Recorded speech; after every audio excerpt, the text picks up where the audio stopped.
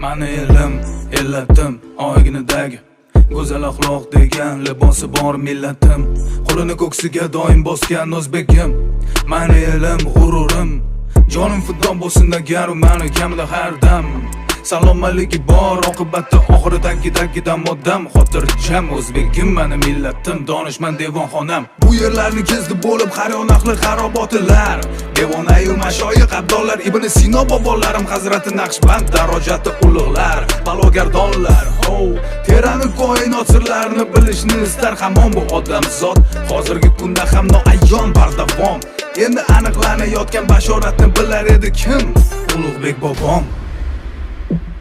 O'zbegim, mani elim, o'zbegim, millatim, mani g'urur.